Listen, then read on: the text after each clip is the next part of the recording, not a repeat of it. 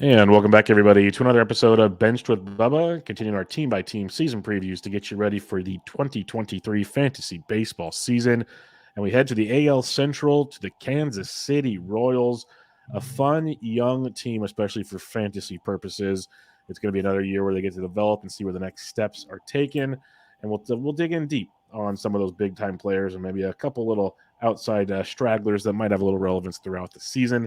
In order to help me break all this down, is a good friend of mine, a good friend of the show. You've heard him here before doing some gladiator drafts. You've seen him on other shows talking with our buddies Fish and Company. He's making the rounds, and he'll be in Vegas here very, very soon. Find him on Twitter at Gialde, Gialde. Anthony Gialde. How you doing, my friend? Great, Bubba. Thanks for having me again. It's good to see Oh, you. always good to see you, my friend. Before we get into this, how are the Mooses doing? The Moose just won last night, 8-3. We're rolling. We're up a few games on second place, and things are going well. No complaints. Knock on wood. Yeah, So far, beautiful, so good. beautiful. How's draft season treating you so far? As it's starting to ramp up here. It is. It's. I can really feel the urgency as we get closer to March, and you know what some people might say is live draft season. I'm still doing DCs. I don't know about you. If you've started any live stuff, I have not done any lives yet. The only lives I've done were back in November and December when we were messing around. So it's going well so far, but I feel like I have more prep to do, if that makes sense. I'm with you. That's kind of why we do the DCs, the NFPC 50s, whatever people prefer, is to kind of get the player pool down, but it's an always changing player pool. And that's the fun of it as we get into March and guys move up and down the boards. And, we've all said it, pitchers will move up and all these things will happen. And you start to slowly see it this time of year in DCs and other drafts. And especially once football ends and you get those guys back into the drafting pool and things start to change. So it's going to be fun to see where the landscape starts to, it never settles, but gets closer to what we should expect come March towards those live drafts like you're talking about. Like I see those people doing the OCs and stuff, and I'm like, I got the itch, but I'm like, no, it's stupid. I can't. I know better for me. It's not time to do those just yet. We need to wait a little bit longer to get our feet wet in that world. So we'll see. We'll see. Yeah, I think it's so tempting to get started on that early. You feel like you want to get in before ADP starts to move a lot with news and things like that, but it's a double-edged sword. Yeah, because we've seen a bunch of news already coming out of spring that kind of makes you go, "Oh man, I already have that guy rostered," or this, that, or the other. All this news keeps coming out, and you're just like, "Oh man!" So it Yep. makes you justified at times for waiting, and other times, yeah, you got spurned a little bit too. So it's what it is. Is what Yep. it is. Yep. All right, let's talk some Kansas City Royals, my friend. And we'll kick it off with the one of the young studs. Like I said earlier, there's a bunch of them, which is fun as a fan, especially to see these young players coming up and developing and producing in person. And that is Bobby Witt Jr., ADP of around 9 right now, 20 bombs, 30 stolen bases last year, hit 254, which might have disappointed some, but overall, I think a very, very strong opening campaign. And it's been a fun discussion on Twitter. I know you've had to have seen it. He's seventh player off the board, about ADP of 9, give or take. And third base shortstop, which is nice. And it's been volatile where some people are like, oh, he's not worth the ADP, where other people are like, we haven't even seen the best of Bobby Witt yet. So what's your thoughts on Bobby Witt Jr. going into 2023?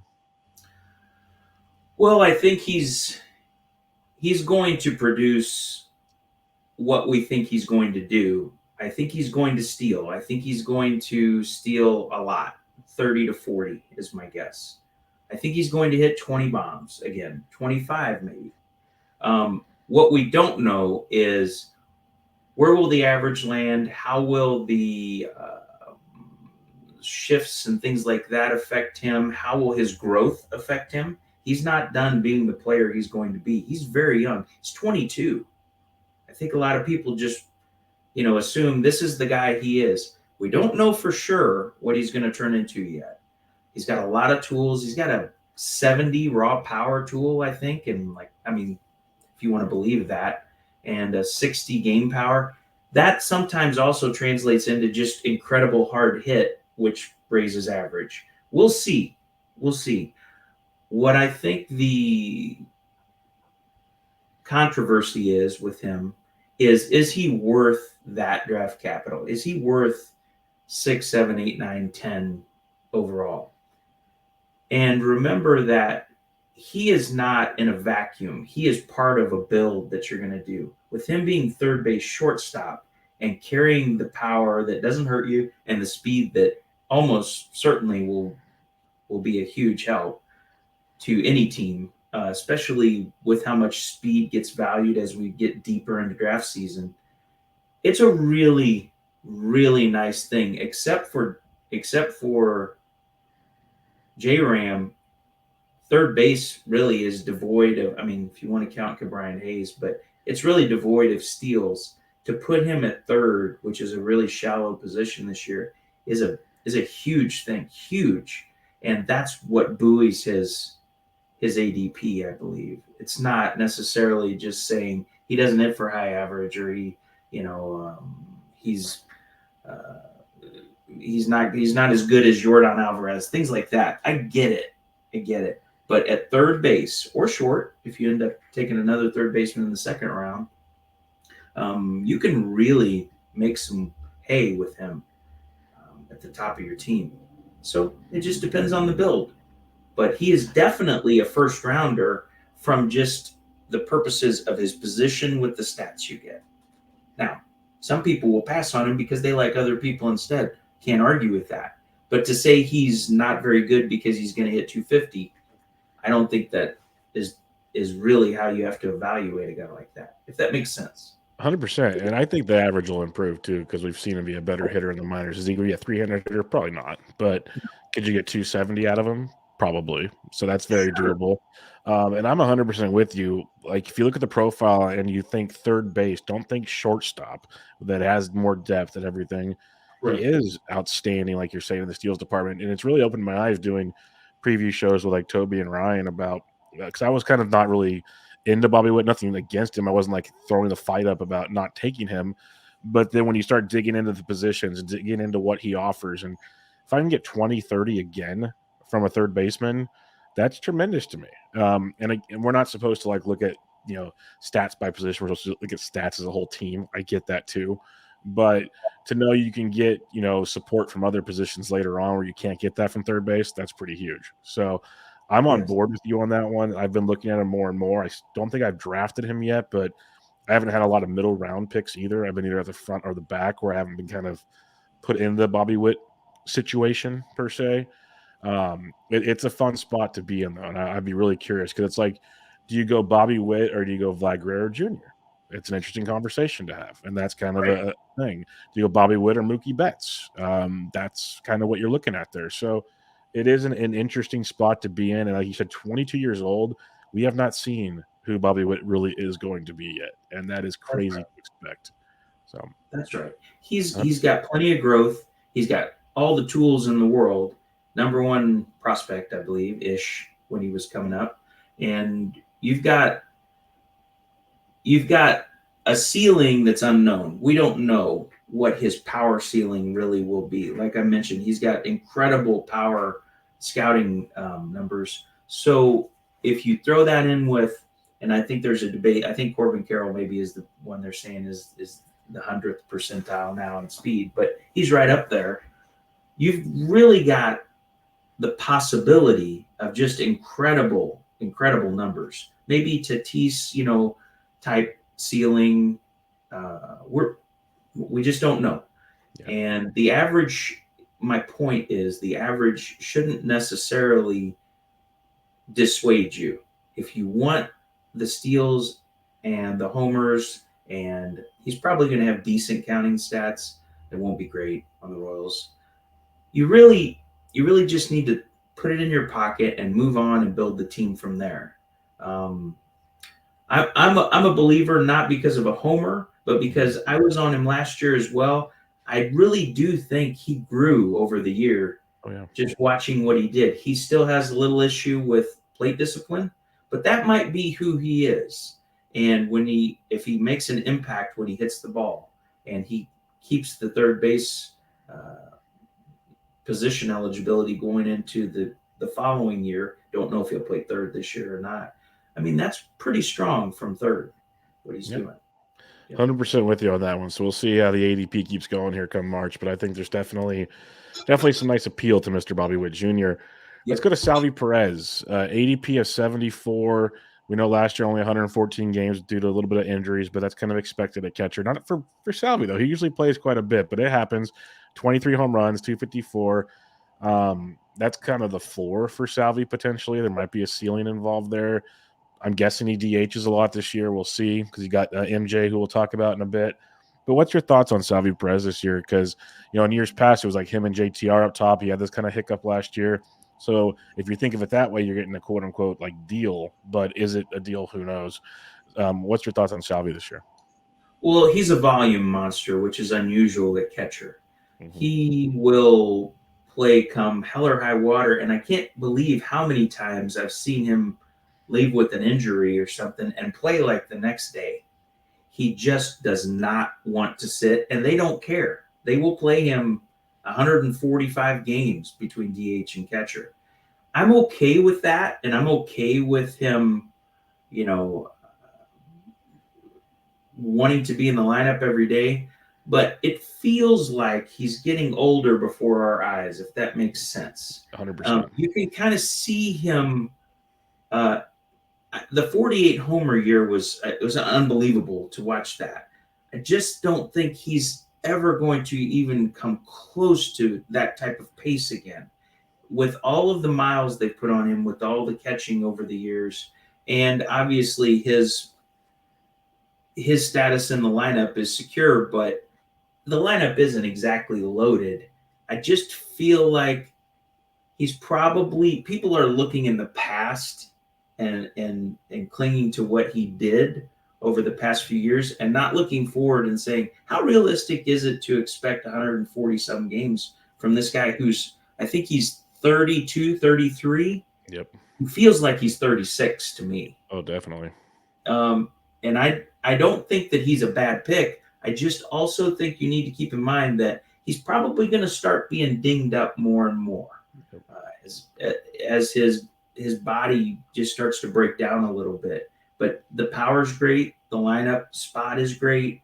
The willingness of the team to let him play either DH or catcher nearly every day is fantastic. I think you're paying for a repeat. You're not paying for what you think he might do. You just hope he'll do what he did maybe last year. I don't think anybody envisions him having another huge year. I don't.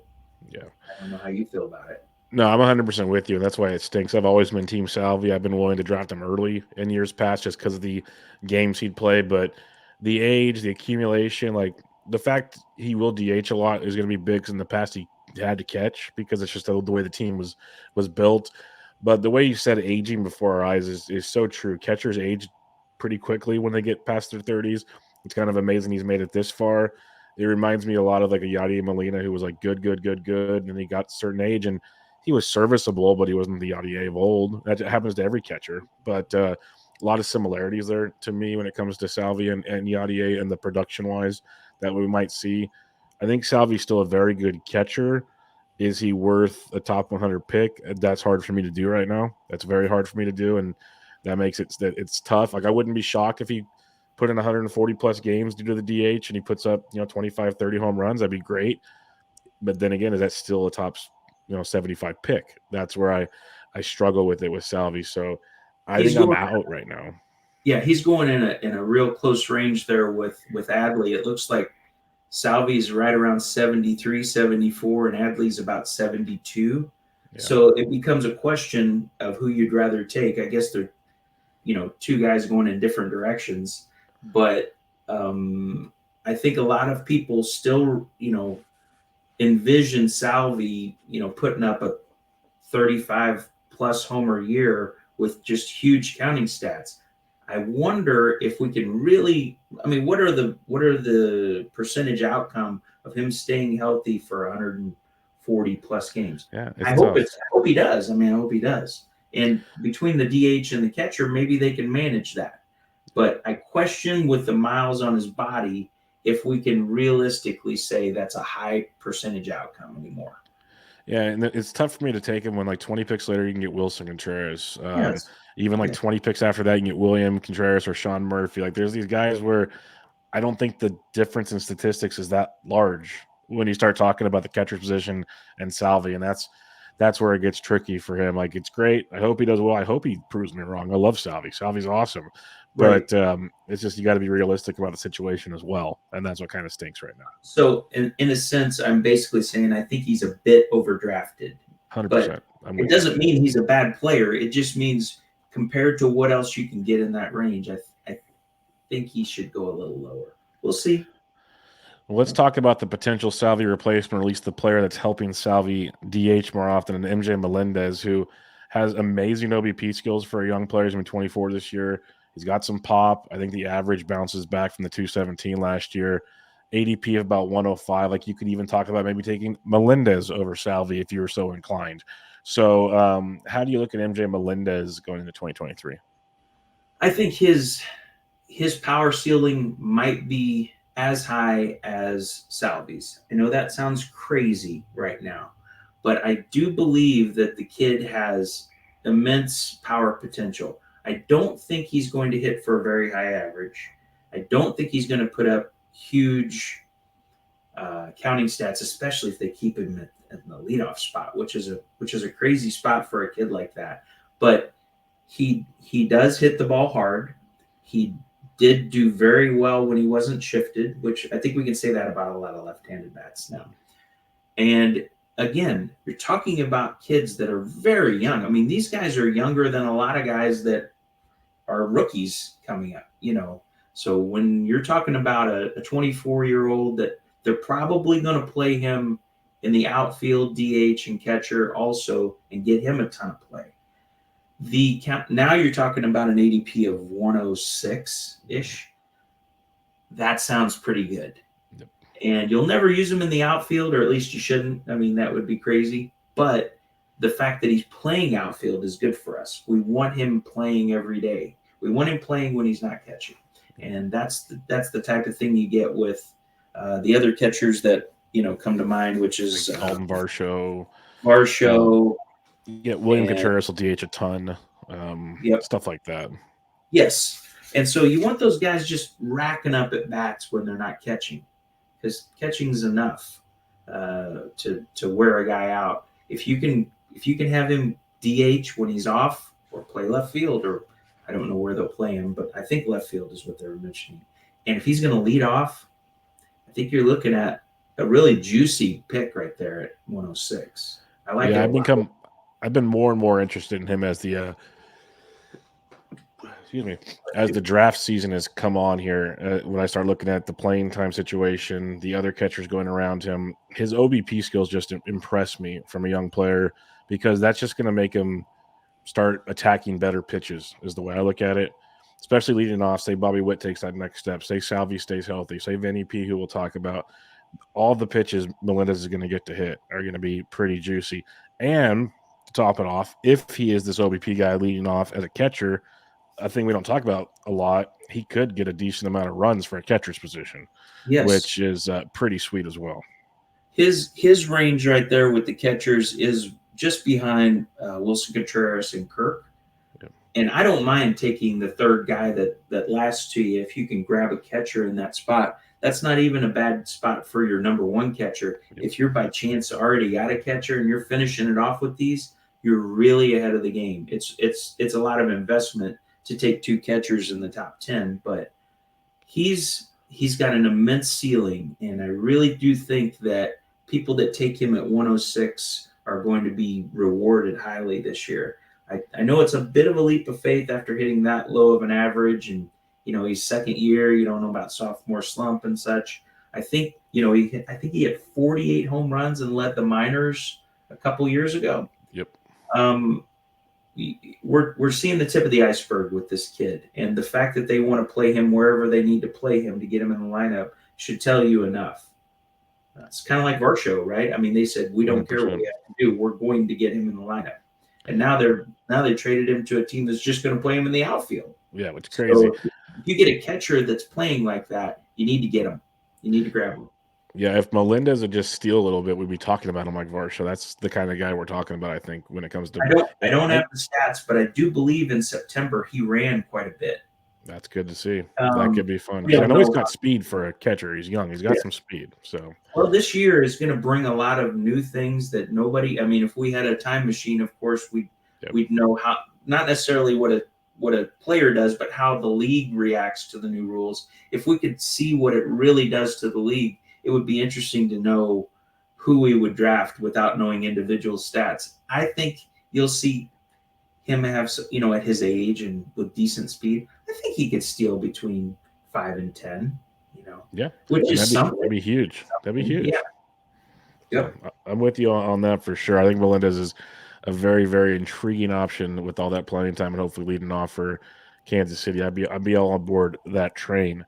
Now the train that's really taken off out the station when it comes to fantasy Twitter and everything else, and I just love his Twitter game to begin with. The kid's amazing. It's Yep. Vinnie Pasquantino, Yep. ADP of around 96 right now. He's supposed to hit cleanup. We know what he can do power. He hit 10 homers in a short sample with the Royals still at 295, which is outstanding. Only struck out 11.4% of the time in almost 300 plate appearances. That's nuts for a young ball player. And he's done that throughout his entire time in the minors. Um, I don't know. Like, it's taken me some time. I don't know if I'm as high as I should be on Vinny P because there's some guys that think he's the next coming, basically. I haven't gotten there, but I'm much more inclined with like, hey, I need to pay more attention to this kid. So, what's your thoughts on Vinny P? Because he could be one of those guys. Like we talk about Jose Abreu going around pick 98 as the value at first base. Yep. Vinny P might be that dude. So the thing about Vinny P, I mean, if you dive into Vinny P's stats and his hard hit rates and his everything about him, his plate discipline, you're going to want to draft him as soon as you can. The negative is the lineup. This lineup is probably not going to give him the counting stats that you can get from an Abreu that's near him, or even I think Nathaniel Lowe goes right around him and is also a wonderful option. I think the difference between those guys and Vinny P is Vinny P. This is a crazy statement, but Vinny P could be Freddie Freeman in another year or two. I don't know. He's still figuring it out too. He hits the ball so hard and he has such good plate discipline and he uses the whole field. You start to imagine what is the ceiling for him. I mean, I think he could hit 300 plus, right? I think he could hit 30 home runs. The lineup stinks. That's the problem. So if you're focused on counting stats, you would put him behind other people. If you are strictly looking at just his skills, I think he's way better than Abreu skill wise. But Abreu's going the other way. Again, it's two guys going the opposite ways. But Abreu's lineup is amazing, and he's steady, and we know what he is. And a bird in the hand beats two in the bush. But if you're willing to take a shot, even if you have to um, take him before Abreu because you want to make sure you get him. It depends on where you're at and what happens in the round there. But I think Vinny is not going to be somebody that burns you. I don't think he's going to come out and hit 240. I don't think he's going to come out and hit 12, 15 home runs. I think he's going to hit well. I don't know home run wise, right? Because we're talking about Kaufman and it's not exactly a home run paradise. But he hits the ball so hard and he walks more than he strikes out. Who does that nowadays? Yep. Soto and not too many people do that. Especially in their first year in the bigs to be able to do that. I was very impressed. He doesn't need to walk more than he strikes out. It's just that he's around that is amazing. Yeah, it's impressive. Yeah, just looking at that stat line, I love the Freddie Freeman comp. Like people might say it's crazy, but you're not saying this year. You're saying let the kid develop another year or two, and this could be a Freddie Freeman type profile because right. the plate discipline, the batting average, which we don't get very often, especially at first base. That's what keeps Freddie in the first round is that batting average to go with the power and the steals he throws in there. And he can throw a couple in there too. Like there's an interesting comp there. I like quite a bit that I would not be surprised if that comes to fruition. I don't know if it'll be this year, but could very well be this year, but maybe the following year. Like it's very realistic though, which is a quite an interesting comp that I have not heard yet, but I like quite a bit. His contact skills and his plate discipline and just how it's not just a wet noodle for the sake of making contact. He's stinging the ball. Yeah. I went to a few games and watched him. I mean, it's like he's hunting pitches. I know that sounds like a homer type of a statement. When you watch him, he's waiting to pounce on pitches, and he's so confident that I wonder. I don't think it's this year, but I wonder when he's going to just explode. It might be like, let's say it's like July that he figures it all out and he starts hitting, having 350 months with homers. It's coming. It might not be this year even, but it's coming. It's coming. Yep. And he is going to instantly shoot your team up in a lot of ways. At this price, I mean, I have been taking Abreu quite a bit, but I think I would take him more than I would take Abreu moving forward after doing the research that I did. He's just so impressive. Yeah, I'm with you. Like early on, Brady was the easy answers because ADP and everything made sense. That's why we do all this research before we start our heavy drafting, and it made a lot of sense. Between Bobby Witt, I'll throw Salvi on there just for fun. MJ Melendez, Vinnie P, basically four guys going roughly in the top 100. Melendez like 106. If you had to have just one, and based on value per se, it'd be tough for Witt to get value. I get it. It's a Right. seventh pick. But if you had to have one guy to leave a draft with the most confidence for your fantasy team, which one would it be? For value, where they're going and what they would do for your fantasy team, I would take Melendez because the difference he makes at catcher is phenomenal. Okay, beautiful. But the second one would be Vinnie. Vinnie P. Yeah, I like it. You can take them both. Go for it. Yeah, you could. Let's go to the outfield here, and this is one of those we've laughed and made jokes about. His rental car skills and driving back and forth and IL stints and God knows what else with Edward Olivares. We've all wanted to see him play. He shows pop. He shows some speed. He had some really good flashes last year before he got hurt. Right now his ADP is like 336. He's projected to hit fifth or sixth in the lineup, and we kind of joked about where the lineup goes after Vinnie P. But what's your interest in a guy like Edward Olivares? I think it's playing time's the biggest question, but what's your thoughts on him? I think they are ready to let him play. Last year, they started playing him and he got hurt. As soon as he came back at the end of the year, they were sliding him in the cleanup spot. They want to see what he can do finally.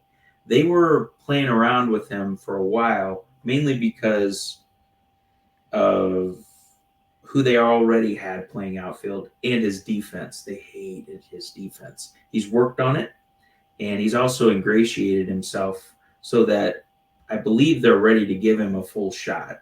They've kind of cleared the way a little bit. They've moved some pieces around. There's still a bit of a logjam with some bodies out there, but as long as his defense is adequate, I think he'll get some DH spots. I think he'll get some right field, and I do think if they give him a decent run, he's going to hit. And when I say hit, I think he's a 270, 280 hitter if he plays every day and gets in a groove. He can't stay healthy, which is the number one thing for him. And then obviously he can't get himself in the doghouse again. That's the key. If he can stay up and hit the ground running in April, I think you could see a big year for that ADP. I mean, you have to take it. You have to take a shot. The only reason I wouldn't take a shot is if, and this doesn't happen to many of us this year with outfield, is if your outfield is so loaded that you just are not going for outfield at that point in the draft. But at 330 something, that's what, 22nd round? Yeah. So surely you need another outfielder at that point, Yeah, you think so. Yeah. So yeah, I'm with you. I like the spec play. He goes late enough, especially we're talking about fab leagues. He goes late enough that if he craps out, you can throw him back on the waiver wire pretty easy if you take him that late. And if he hits, he's going to be a valuable piece because he has a little speed as well. He runs a little. He hits for decent average. He has a little pop. If he hits in the middle of that lineup behind all those good hitters we just discussed, that's a nice spot for that cheap of draft capital. Yeah, he's one of those guys, if he could just stay healthy, like his stat line at the end of the season, if he played a full season, would mimic or maybe be better than like the Benintendis, the Verdugos, those guys that are going 100 picks ahead of him at least, if not more. Like there's a Yes. big gap in the talent. It's just I think everyone's kind of worried about the playing time with him, which is valid. We've seen the issues, but I think there's a very intriguing option with Olivares, and hope Vlad Sedler doesn't tweet about him like he did all the time last year. That'd Yeah. be great. But yeah, a very very intriguing 27. spot for sure. He's 27. He does have one option left, so I can't say that they're not going to put him on the Olivares freeway to Omaha over and over. But I don't think they have reason to do that as much now due Yeah. to the clearing out. Benintendi's gone. Michael A. Taylor's gone. I don't think they want to play Dozier in the outfield, but we'll see what they do there. So he's got a little bit of a pathway for some big time at bats. They've got roster resource has him in right and Isbell in left, with Drew Waters in center. I know we're going to cover some more things, but I really do think right field is where he can make his claim if he can just stay off the IL. That's the key. 100% with you there. You mentioned Hunter Dozier there. We don't have to go super deep, as I know most don't like Hunter Dozier, but he's first base, third base, outfield. He's supposed to be the starting third baseman now with the moves that have been made. So that just brings a little relevance to me, at least fantasy wise. If he's starting at third base, then ADP of 411 with that eligibility, is there a place where you see him fitting on a fantasy team for you? He would just be DC depth. I don't Yeah. think I don't think anybody doing 30-round fab leagues should be considering Dozier. He's waiver wire fodder. He's going to come off and on the waiver wire depending on if you've got an injury or maybe he gets hot for a bit or something. But we know what he is. We know what he is. He's nothing special. For the Royals, I think if they didn't have this crazy 4-year contract they gave him, I'm not so sure they would be fooling with him either. He'd probably be gone. But they gave him a bunch of money, so he's going to play. So he's stuck for now. Yes. Let's talk Drew Waters. You mentioned him a second ago. They acquired him last year to trade. Interesting young talent. Was like a high prospect, kind of fizzled, but maybe new place, new face. Who knows? We've seen power. We've seen speed. Plays pretty decent defense, which works in Yes. Kaufman. So he should play regularly, it feels like. And he's got an ADP of 413. Again, probably more of a DC thing. But what are your thoughts on him entering 2023? Yeah, he's just a deep outfield play, usually in DCs, maybe a fringy, last spot on your bench in a fab league if you need some speed power. I do think he's going to play quite a bit because they don't have a lot of center fielders. I think Isbell can play it as well, but they need him for his defense. I think they want to give him some run. They gave up I think a first round compensatory pick to Atlanta when they got him. So that's quite a bit for a team like the Royals to give up for a guy. I think that's what they gave up. Don't quote me on that. But I know he was highly thought of for a few years, and I think he kind of fell out of favor in Atlanta. Plus, they've got tons of talent down there, so they just didn't have a place for him to play. I think the Royals want to give him some run. Do I believe he's going to be great? No. But I do think that with a full look, which I think he'll get, I think you're going to get speed and power, maybe to the tune of 10 to 15 home runs and steals. If he were to play every day, all year, is that anything to write home about? No, but it's something. And for the Royals, it would be, astounding to get something like that out of that. So sure. They've got him batting ninth on roster resource, which is probably right. I don't see how he would fit in much higher in the lineup unless Dozier or Isbell. I want to talk about another guy here at the end too, but I think Waters is probably a safe center field play if you're just looking for a guy in a DC for at bats. That leads me to my next spot. You said, is there anybody else? Like there's Kyle Isbell, Mike Massey, Nicky Lopez, there's Eaton, Franmil got signed. Is there anybody else of fantasy relevance potentially on that Royals roster for now? I'm intrigued by Franmil. Okay. I know that I'm not sure if it was like a clubhouse issue or what's going on, but he got booted quick from Cleveland. Yep. I think that surprised almost everyone that they they released him. Yeah. And then he went to the Cubs. I Started think hitting. it was, I think he just had like a single season contract with them, and they didn't re-sign him. That could be also clubhouse. It could also be just he's lost his edge. The guy hit 37 homers a couple of years ago. I think if he has any anything close to what he used to have, they are going to find a spot for him. And that probably would be at the expense of Isbell, would be my guess. Yeah. Um, he's probably more like a right field DH type, which is not what this team needs. They have plenty of DHs. So I don't know how it will fit in, but it's an intriguing gamble by them because I think he's a non-roster And invitee. yeah, Yeah, so they don't have a lot invested. So yeah, I like it. And as far as Eaton goes, I'll touch on that real quick. Just off the charts speed, off the charts speed. But where's he going to play? Unless and until Dozier gets hurt, which Eaton can play third, or someone else, and he can also play a little center, I believe. He doesn't really have a spot to play. But if he can get full time at bats, I'm not talking about right now, but in season, and you need speed, he will steal and he will steal quickly. You will see steals pile up quickly if he's getting at bats. How well he hits remains to be seen, but the speed plays. nice. A little John Birdie action, it sounds Yes, like. So that kind of speed. I like it. I like it. Get him in bunches. Good DC play. That's for sure. Yep.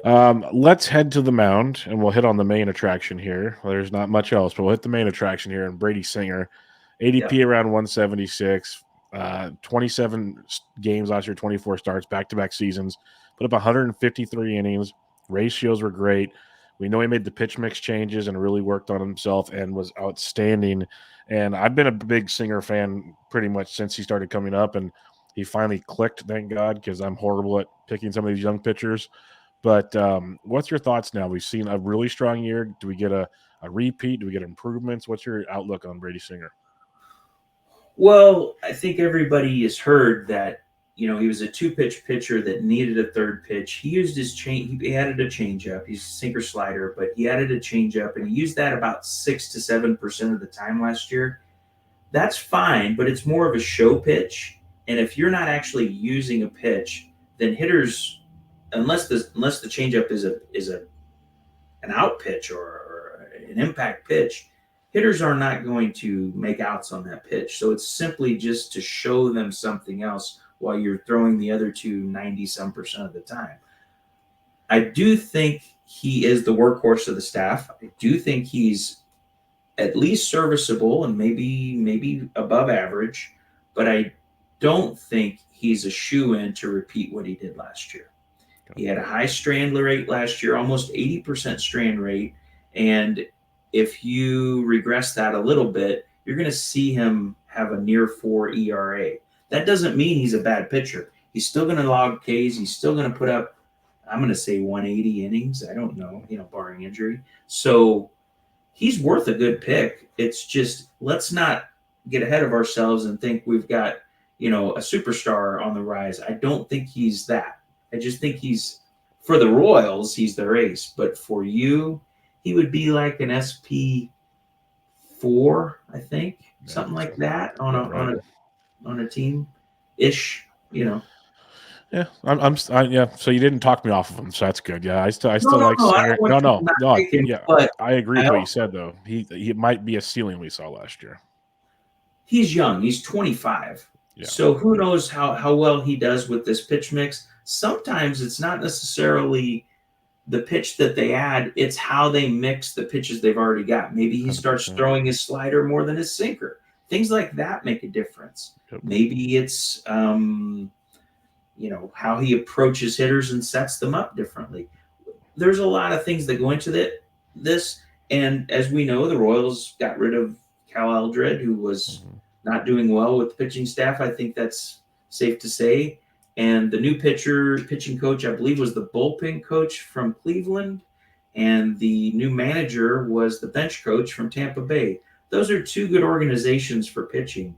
And hopefully, I mean, we pray in Kansas City. Hopefully, they can find some ways to help these guys, especially the young kids. I think the additions of the older guys, which maybe we will talk about a little bit, but the younger guys are where we need to see them progress.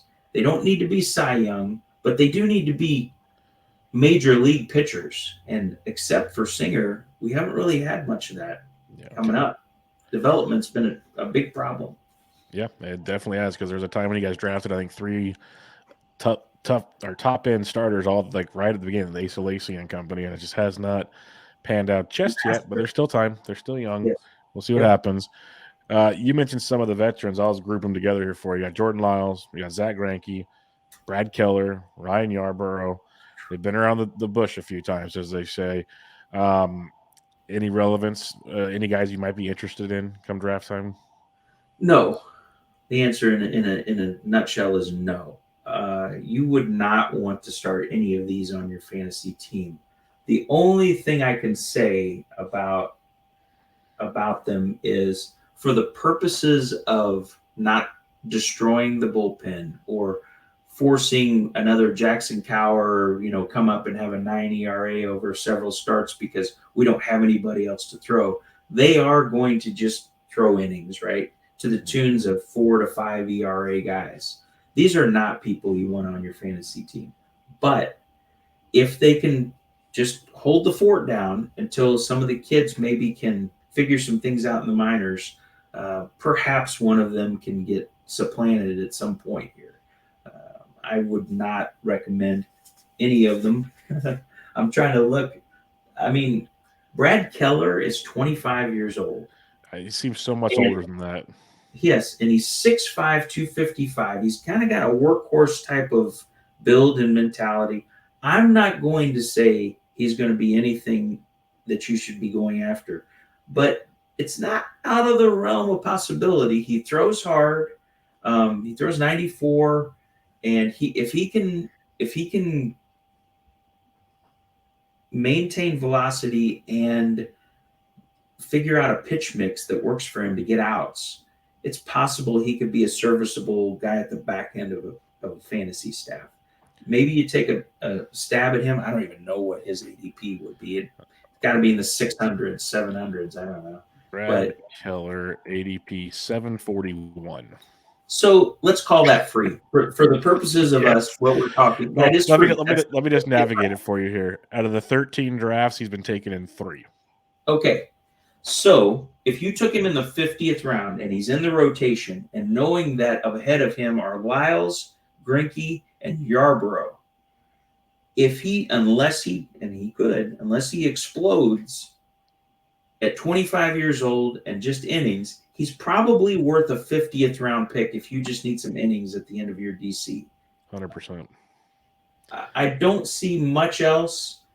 Max Castillo is something to look at. He's got a high ground ball tilt, and he's young. He's 23. They got him in the Merrifield trade from Toronto, and he had a really, really bad second half for strand and hit, which really tanked his stats. If that'll normalize and he can figure out, I think he's also a 2-pitch pitcher. If he can figure out how to last in games, because going through a lineup 3 times or even 2 times effectively is tough when you're a kid with 2 pitches. So he may just be a bullpen arm, but if he can figure anything out at his age, he's another guy who could possibly stick in the rotation. Again, this is a bad rotation, really bad. We talked about it before the pod. It's not good.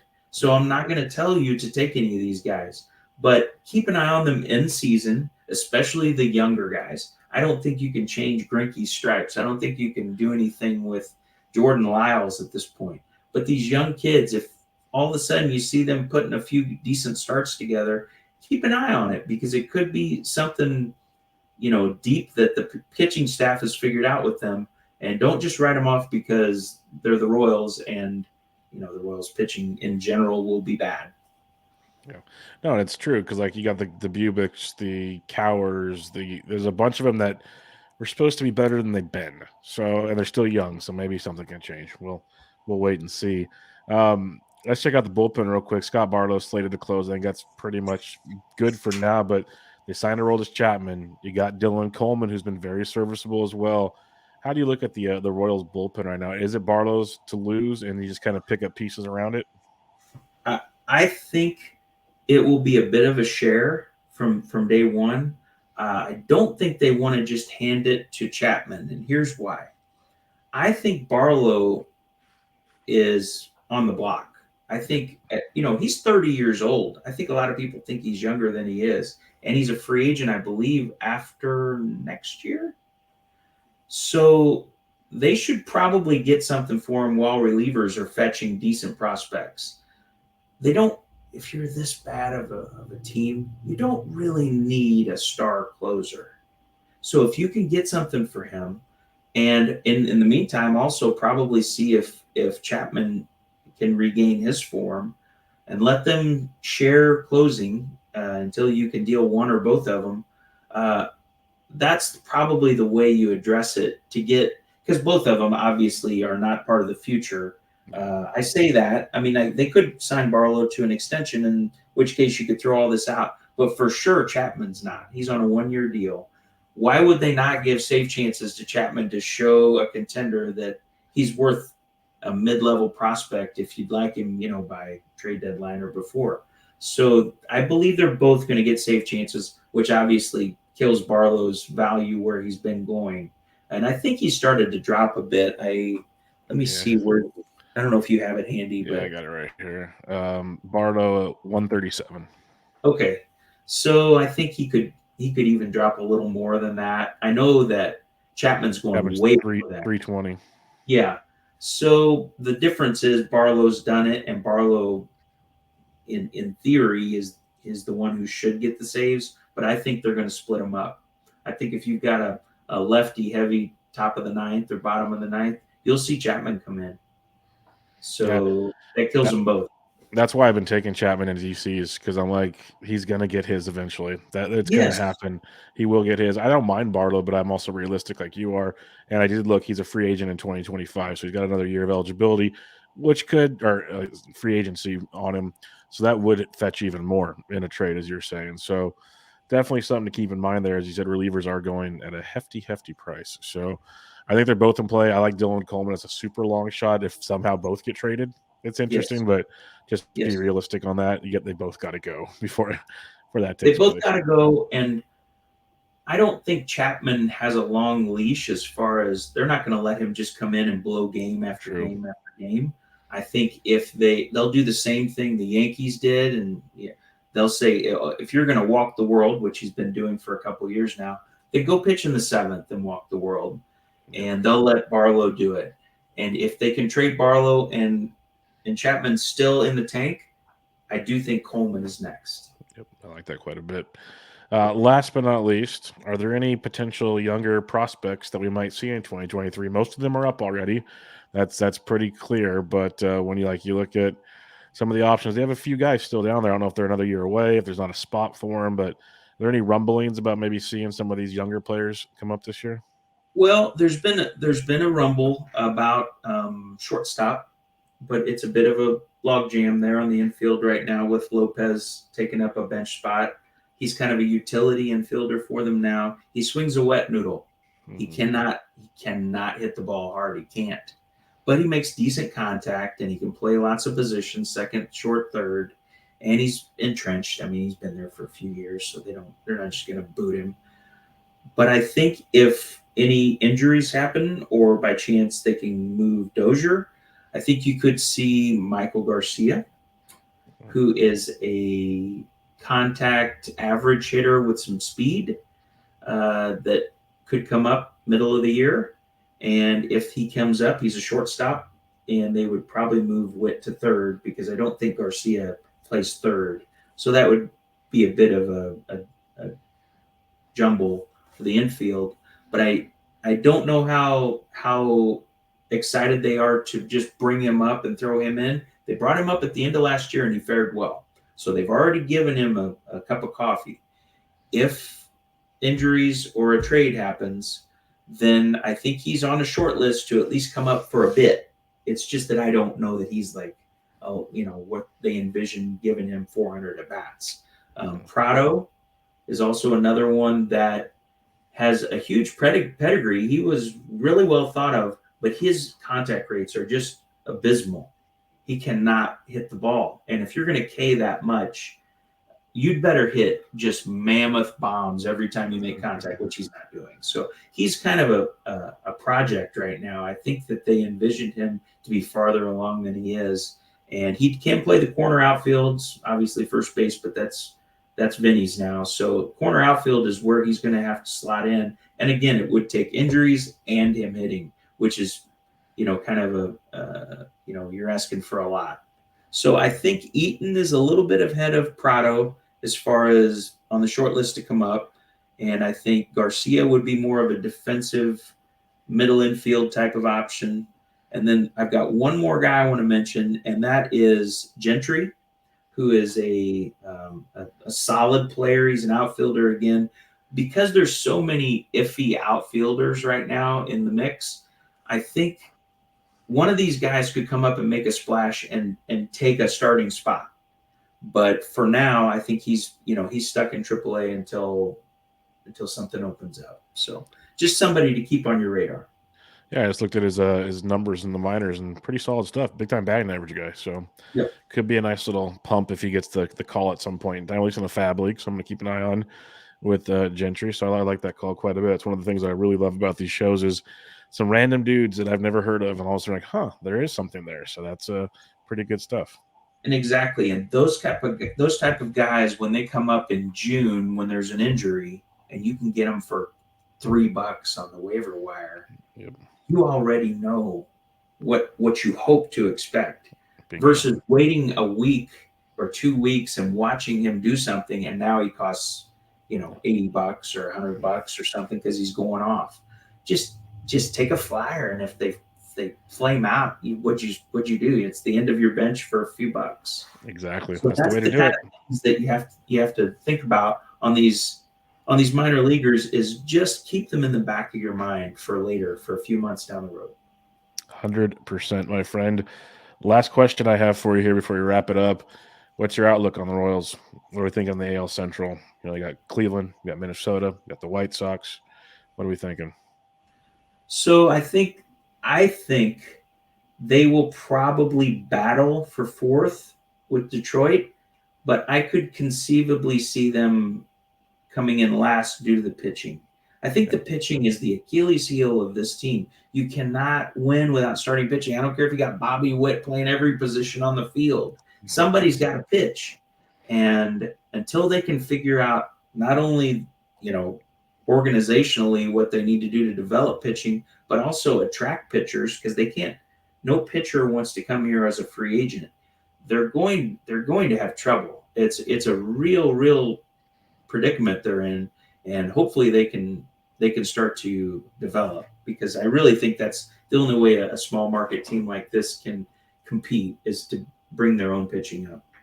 So I think really low wins. I think under 70 with this pitching.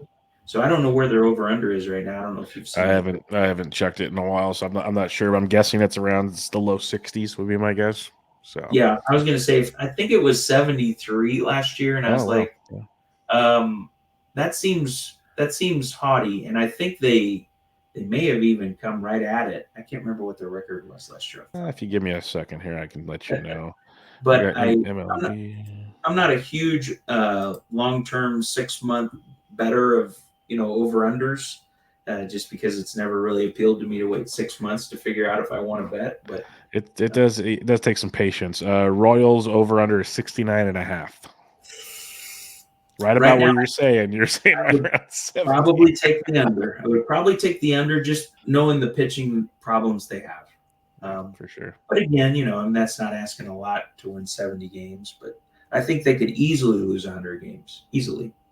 Yeah, we'll see what happens. It's the beautiful thing about baseball. And you got spring training around the corner, my friends. You got Vegas on tap. And I want to thank you, as always, for joining me. Well, thank you for having me. It's It's wonderful to come on with you. You've always been one of my favorite guys for pods. And I'm not just saying that to patronize you because I'm on here with you. I've told you that in DMs. You're like the hardest working guy in podcasting. You do them during COVID, when no one was doing pods because everybody was bored, you were finding ways to keep churning out baseball content. And I can't tell you how many times I was like, I should tell him how much I appreciate him because I have no one else to listen to.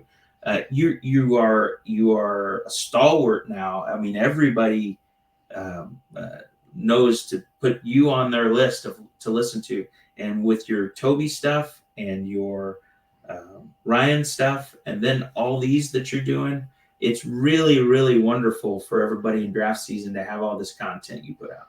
So thank you. I truly appreciate it, my friend. You've been a great friend of mine as well. So it means a lot to hear that. I appreciate it. And hopefully I'll see you soon. If not, I'll Yeah, I see you hope so eventually. too. So I hope so we'll too. make it happen one way or another, my friend. But everybody check Mr. Anthony Gialde on Twitter at GIALDA at Gialde. And this was your Benched with Bubba, Kansas City Royals season preview.